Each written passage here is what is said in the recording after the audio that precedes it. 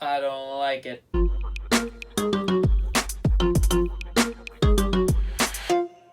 So this is issue 1 of Basic Instinct by Sam Freeman, Vanesa Del Rey, and Keyla Valerio. I'll be honest with you, I read this issue without even knowing it was supposed to be a follow-up for the movie that I have not seen. So if that negates all my opinions on the comic, oh well. But for those of you who picked it up because the cover was dope and you had no idea it was about a movie and you've never seen that movie, this video is for you. Because really, look at this cover. This is an excellently designed cover. Not only is it beautiful art, but it's also a great font for the title, and it's great fonts for the creator names. This is just overall a well-designed cover. It's very professional. It's a very specific aesthetic. I love it. And then everything else about it was bad. You open it up and the first page is this awesome title page. It's got more excellent design. It looks like you're about to watch a movie, which I suppose is appropriate in hindsight since it's supposed to be based on a movie. And then I turn to the next page and you immediately lose me. You know why? Because this font is so freaking small, I can't even read these words. I have to get this close to figure out what the frick I'm reading.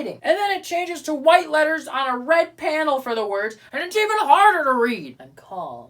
And while I was reading this, I was taking lots and lots of notes on the art so that I could rip it apart, because I don't like it. It feels like a bland rip-off of Martin Simmons. Martin Simmons did the art for Department of Truth, which was an excellent series, and you can see he's got this really textured art style that's colorful and surreal and a little bit trippy sometimes, and sometimes hard to figure out what's going on, but for the most part it's very clear and it's very evocative. The art in Basic Instinct, on the other hand, especially this first page here on the left, is just, it's textured and it's trying really hard to be evocative, but really I'm just confused and I don't know what's going on most of the time. And I'm also not drawn to look at the panels, so I don't want to figure out what's going on. I don't have any connection to any character. I don't know who the subject is. I don't know who's talking. I don't know just in general what's going on for the first half of the book. And that might be because I haven't seen the movie, but there are other people who picked up this comic who haven't seen the movie, okay? And they're probably just as confused as I am. So after I went through the whole book and I made all my notes about how much I hate the art, I looked up all the artists, and Vanesa Del Rey, who drew it, has tons of art that I love. There's a ton of great art out there by Vanesa Del Rey, but this just isn't hitting the same. So I thought, well, maybe it's the colorist. So I looked up Keyla Valerio, and she has a ton of art that I love. Everybody who worked on this book is established in the comic industry. They're all well regarded. They're all really talented. They all have a lot of great stuff that you can go and check out. But for some reason,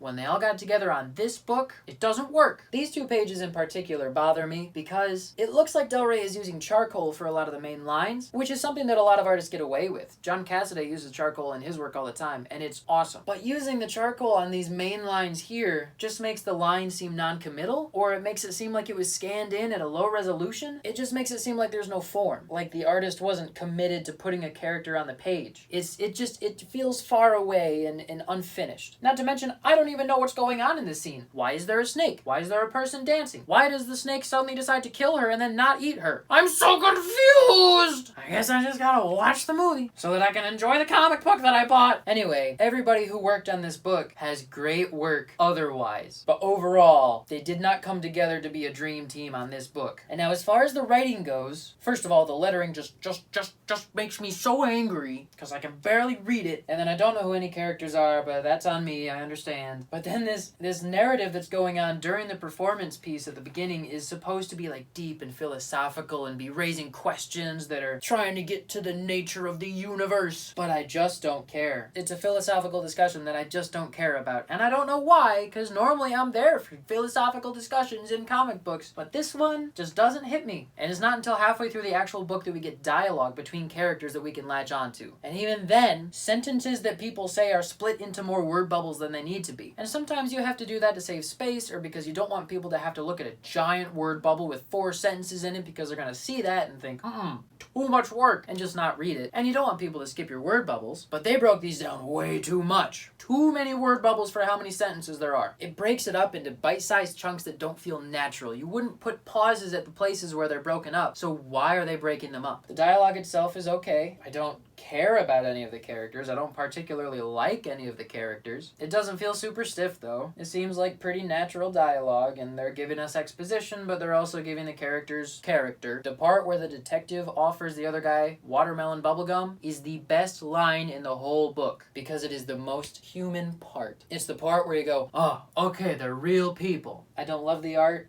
The line work is so scratchy, and I get that that's a style sometimes, but it's just pick a line. Especially this panel. I really don't like that panel, because everybody is so undetailed, and there's no emotion to it, and it's so dark.